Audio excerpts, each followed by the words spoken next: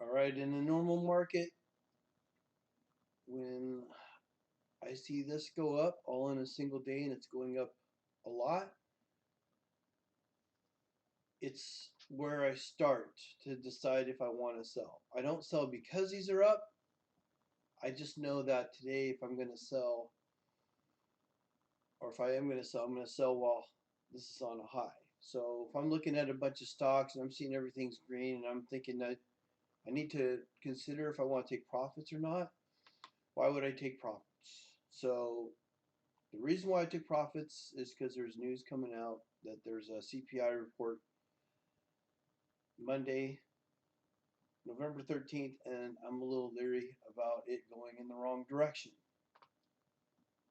Um, in normal times, I used to only go by earnings reports and such, but we're in a environment for the last, well, since COVID, it's all news dependent. COVID drove the market, the war is driving the market, the interest rates are driving the market, the Congress is driving the market, uh, not having a debt, bringing us into more debt. So we've got a lot of things that really aren't supposed to be the number one drivers of the market, but really are. Um, because there's no big companies left to announce earnings, there's nothing really to drive the market up.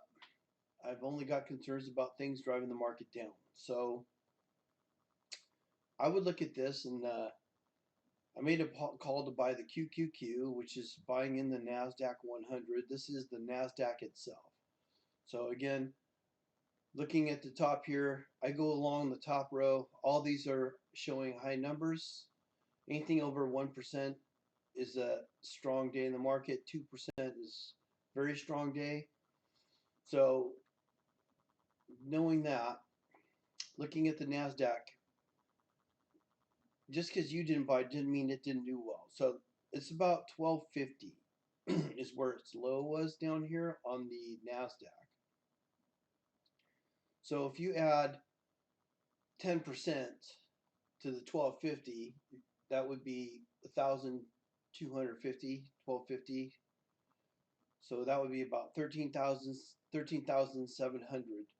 That would be 10%. To get 10% from October 26th till today is just November 10th, not even a month to have that big of a jump, and to have factors such as the CPI report and the war and the budget is enough cause for me to say, you know what? Any other year, 9 out of 10 years, I'm just going to let it ride through December. And I didn't sell everything, so I am letting money ride. But I decided to take some of the profits off the table. And that would be one reason because the NASDAQ went up, and that's primarily what I invest in. More so, I follow the NASDAQ 100, which is this ticker symbol here. And you can see it went down here from about 1400, let's say. So you would need to add, or 14,000, so I'd need to add 1400 to that. That would get me to 15,400. And 15,400, I'd be at 10%. So we're already like hovering 11% over here just since the low. Um, just because you didn't get in on the low, doesn't mean that's not time to sell. So if you bought here and you wrote it down and came back up, you're kind of lucky to get your money back, I think. I could be wrong. This market could just keep on going like it normally does. It's just all these other factors in there that are making me want to take profits off the table and lock in gains. The other factor is the Dow Jones. In fact, you could go through these. Here's the Dow Jones and the S&P. They're all having very sharp rises for such a short span of time. And the other thing that's kind of helpful is oil's been going down. That's good for the CPI. So maybe we'll get an unexpectedly good CPI report because the oil has been going down. I'm just not sure if it's gone down enough to have a big enough effect on the CPI report coming Monday. I also follow the small cap. Unfortunately, the small cap didn't follow suit. Yeah, down on the low on the 26th, 27th. and it had several straight gains. Had it followed suit with all the other market, it would have been way up high. But unfortunately, it just didn't follow suit. Now today it went up.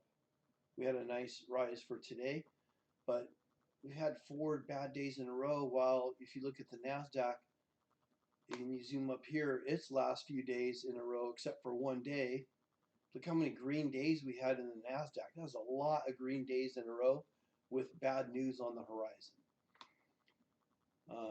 Mid cap as well, same kind of thing. It didn't have the same follow through as the S&P, the Dow, the Nasdaq. These days it floundered, so it was unfortunate. So I actually called and buy on November 1st, and I sold today earlier this morning. It was up 100, then it went down, then it went up to 200 points in the Nasdaq. So I just decided to take profits and let it go at that. um, so the funds I'll talk about in the next videos, things I've actually sold and why I sold it. I did sell TNA. I sold the mid cap. I sold the tech. I sold some stocks. I sold the nail funds, and we'll talk about that in the other video.